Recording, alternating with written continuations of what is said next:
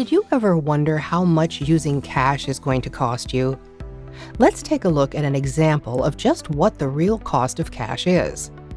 Meet Lauren and Morgan. They have a lot of similarities. They both work together and have the same job. They also get paid the same amount, and neither has a bank account. There is one big difference between Lauren and Morgan. Lauren gets paid by check, while Morgan gets paid via a reloadable prepaid card.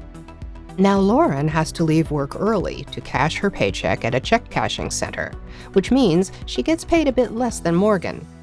She also wastes valuable time traveling to the check cashing center and waiting online to cash her check. Let's review some of the totals and fees that Lauren pays on a monthly basis. Lauren pays between $29 to $70 per month at the check cashing center.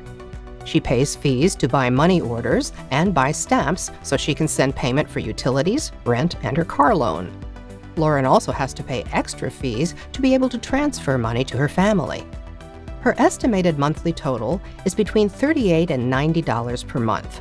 That's the cost of cash for Lauren. Now, let's compare that with Morgan.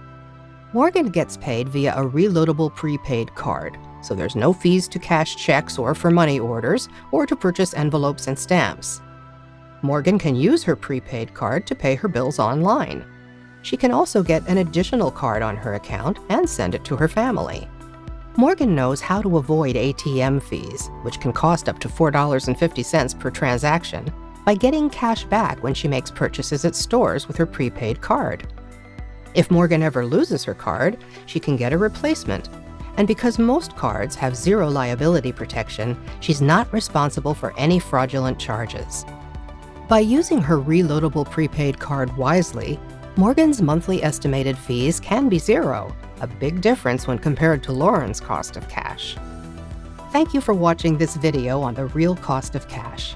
For more information, please visit our website at masteryourcard.org.